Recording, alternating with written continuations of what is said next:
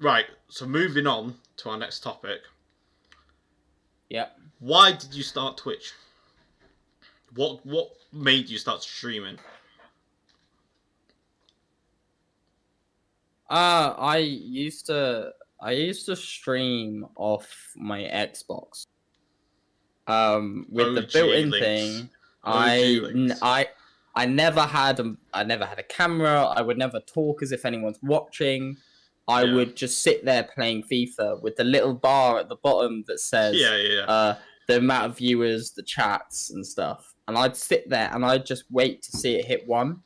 Sure. I just find that thrilling because I'm there like, oh my god, people could actually watch Yeah. me right now, and I'd just be like, fuck it, I'll do it.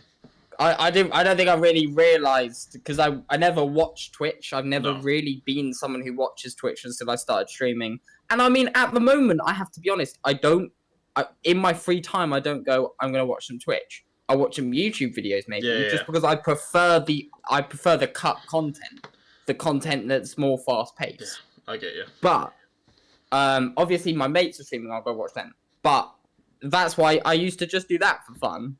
And then the Lord herself, Corona, hit. If anyone doesn't know, I work in live events. So I do lighting for theatre, live music,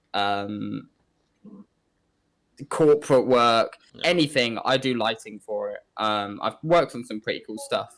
I think you want to talk about life stuff, so I don't know if that comes up. We'll come on to that. I do. That's what I do when Corona hit. That all went. Events just are gone out the window. I have literally nothing. I do not have a job anymore. I have no source of income. I'm at uni, so yeah, I get student loan. But when you go to rent and everything else, then you still exactly. So we hit lockdown. I was more time, and then more time gaming 24/7, and I went, yeah, okay. Fuck it. Why not? Like I'll try it. I found some Discords which were, I guess, like looking back on it, they're support Discords. Yeah. And I didn't realize the effect that can have on you. I knew follow for follow is a thing you should never do. Well, I mean, we've both made videos and comments on that. You know, that's a whole. But I was in a support Discord, and I can't lie about it. I was, and it was. I mean, the community was incredible. I met insane people. Yeah. They would always try and watch each other. They had a schedule where they would raid someone every couple hours to give people their slots to get them to grow, get them used to streaming, try and get them higher up the list. Honestly, it was insane.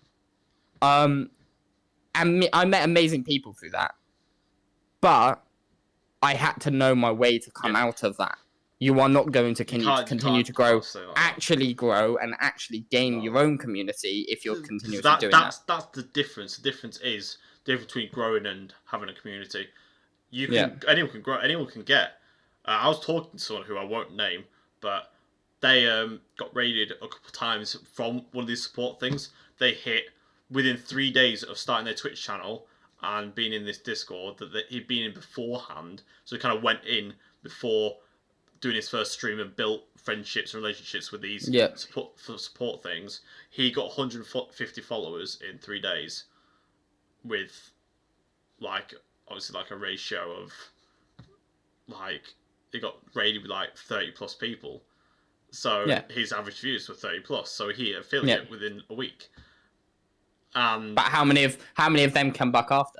And then they've also followed, and he said to me, because we were talking about this, and he said it was the worst thing he ever did because he got so downhearted by having 150 people following him and only one viewer every stream. 1 2 viewers every stream. And that's why support for support is also like follow for follow. No, and exactly. I mean, I have to admit, I took myself out of support for at the right time. Yeah. I was hitting a decent average when I was doing support for my viewers, for my follow account. I was hitting an average that would make sense for my follow account. Oh yeah. I met amazing people.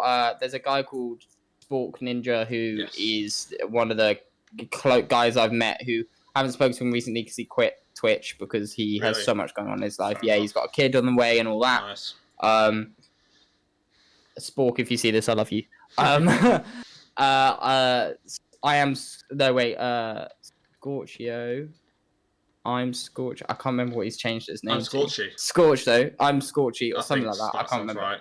Absolute legend. I met him through that. I met some amazing people, but that is what I toxicity continuously in support for sport. Yeah, I didn't meet you through support.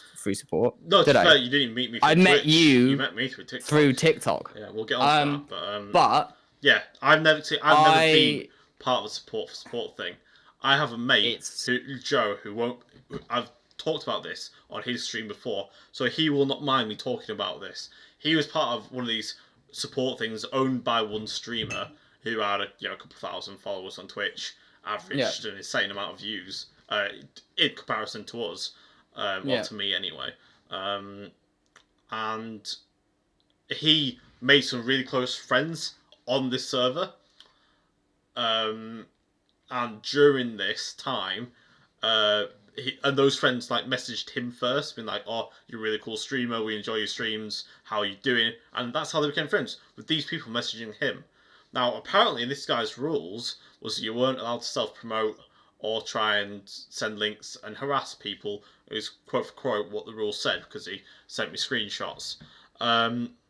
So all these people. So if you guys don't know, I've made a lot of Discord servers for quite a couple of people now.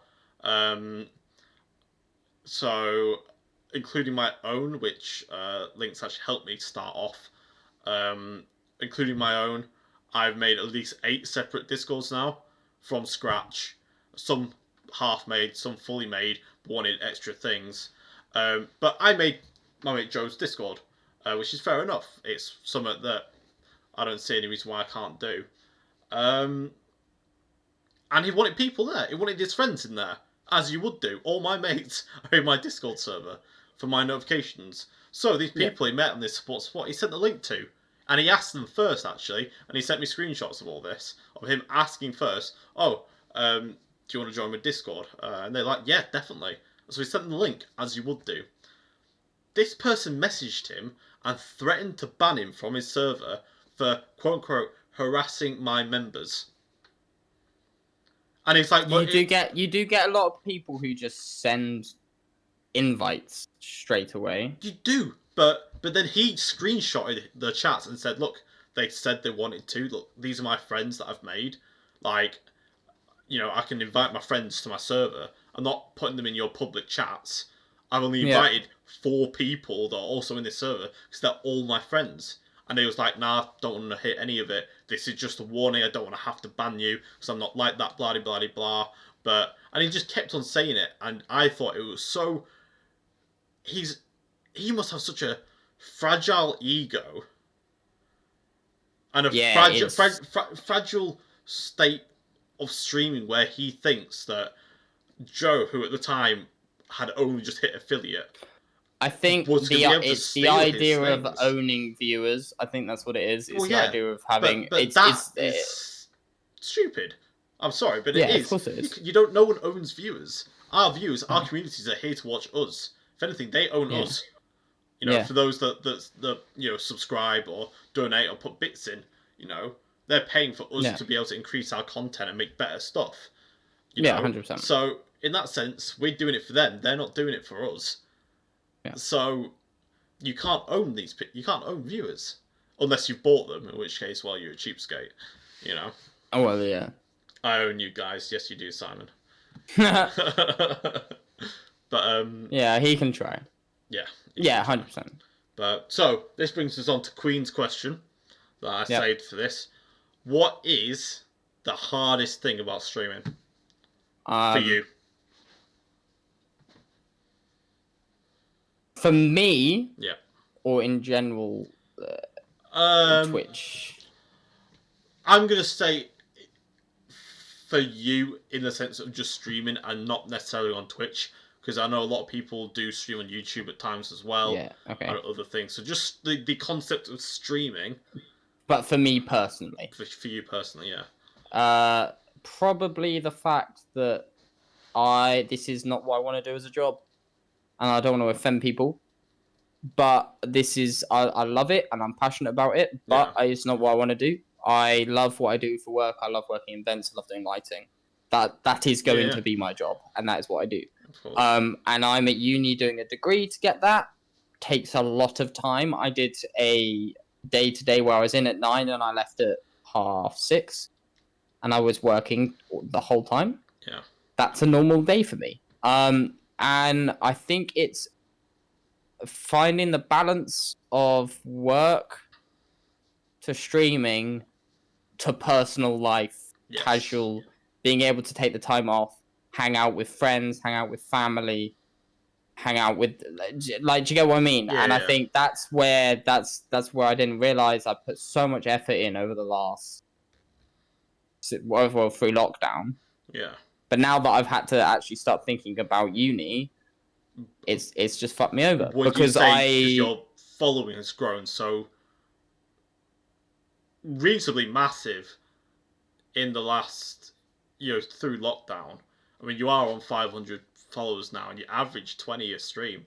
Whenever I come in and have a look, you know, it's always talking. So that is a lot of responsibility to have. I think the idea of letting people down is something that people need to stopping when you go into your full-time work. So that's what I was.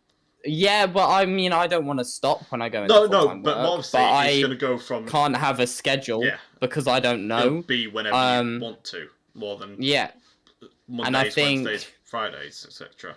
And I think people, as viewers, they get very excited when they find someone they enjoy, which is 100% right. Like, you should get excited if you enjoy their content. Of course, but I think people, as a creator, you can suddenly be like, oh, this is all the pressure. I have to put content out every single day. I have to stream every single day. I have to. You don't. No. You have to take the time off and that's why I took a month off, and that's why I wasn't even I didn't talk about it much because I was like, nor should you have to, I don't have to. I don't yourself. have. I should have when I look back at it, because I love everyone who comes to watch, and I appreciate them so much, and I don't want to leave them in the dark. Yeah. But in the moment, I had too much going on. My brain was a mess. Yeah. I just had to take the time off. I didn't, but I'm not taking my time off viewers. I'm not taking my time off streaming. I'm taking my time off gaming. Yes. I literally did not game at all for like a month. No, I know you didn't.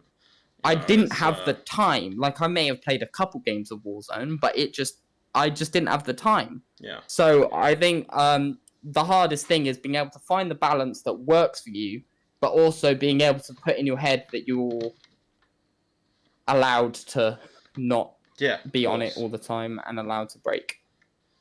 100%. Right, I guess I have to answer now, don't I? If you'd like to, my friend. Oh, well. Right, so I very much didn't start this. I didn't start this for this to be my job. I did this to help with my job.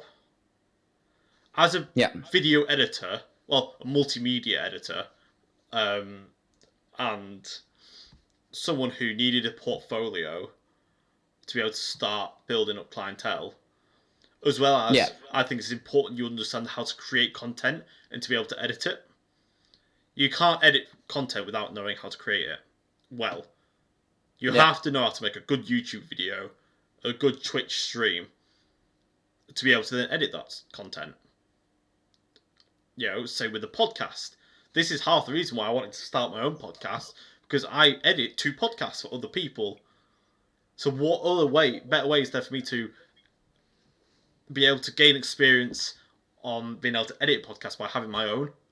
As well as, this is a really fun thing to do, and who else gets to say they started a podcast?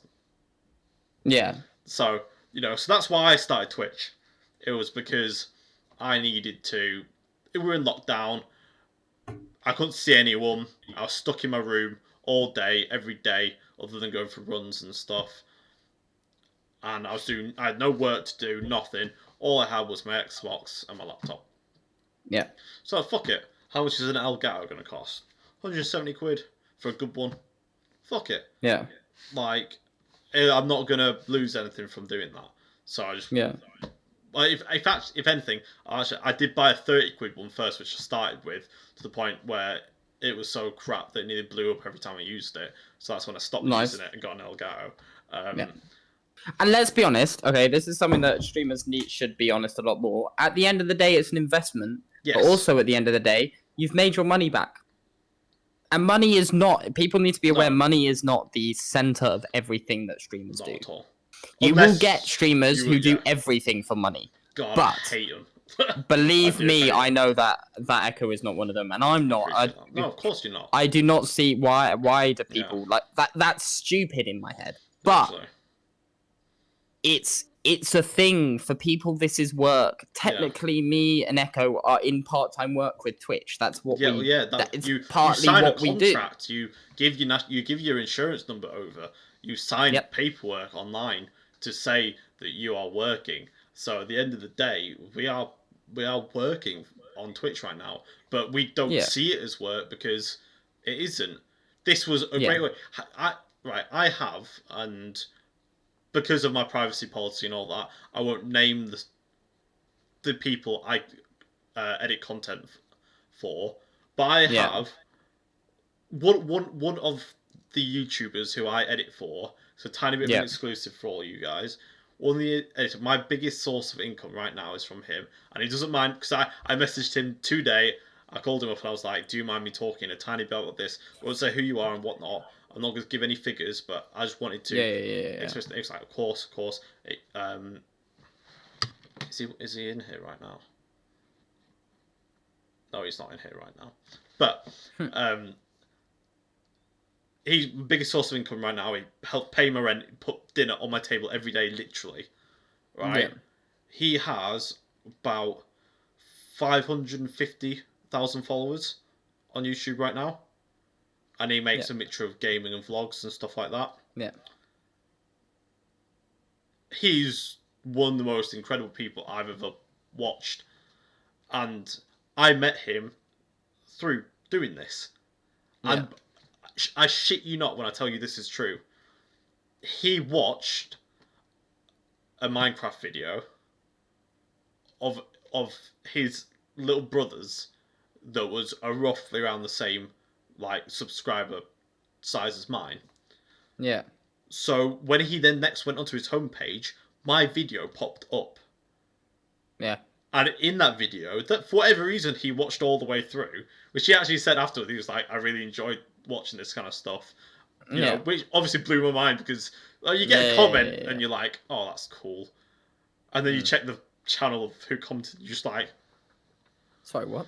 The fuck? Do the giddy dance?"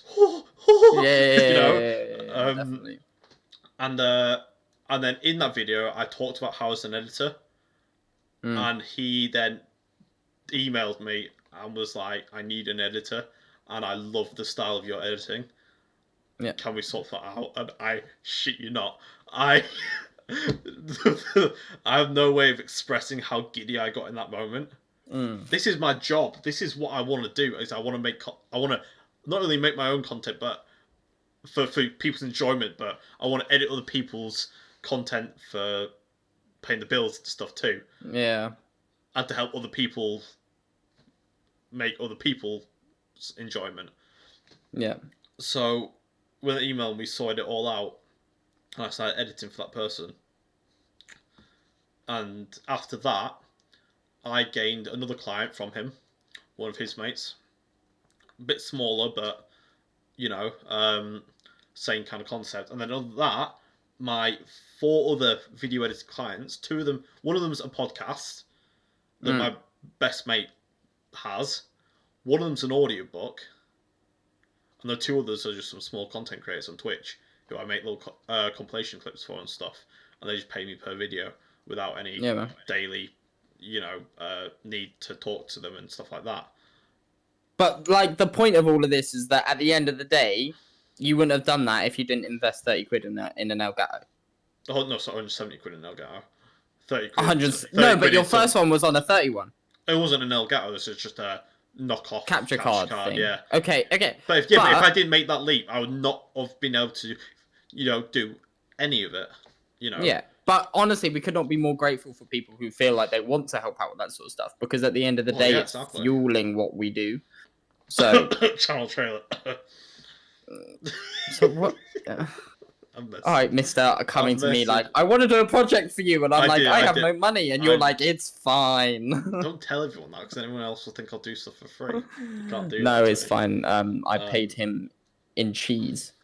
Anyway, right. Should we do a couple more questions? Yeah, guys, please do send some questions forward. We've been going for like an hour and 15 minutes. So yeah, out of 20. Yeah. Have you got questions you want to ask? Or? Well, for you, we touched on it earlier about what you do for a living. Yeah. So, I guess why? What inspired that route to go down? I've always been around a theatre, so I used to act quite a lot. We won't go into that. I enjoyed it, but now I'm videos back. Anywhere. No, nothing. No. So yeah, I used to act quite a lot. But when I couldn't act, I always used to do backstage stuff. Get involved in the shows however I could. Yeah. And that just fueled it. I went to college, started getting A levels, and was like, I want to be a sport coach. I did a BTECs, but I did BTEC sport. I did BTEC science to sort me out to do sport coaching. Yeah. That was perfect. And then I was like, I need something else. I'll do drama on the side because it'll be fun. That's fair enough. I went about 2.5 weeks, 3 weeks in. I went, there is no way I want to be a sport coach. I hate it. I hated 2 of my things I did for A level. And at that point, I went, what's the point? Why don't I just do the thing I actually enjoy? So I did. And I went and I just kept pushing myself, and now I'm doing literally the best job ever. Since I left, I used to work for Costa, and since I left Costa 3 years ago, I have not worked one single day in my life. Nice. In 3 years. Because all I've been doing is something I love.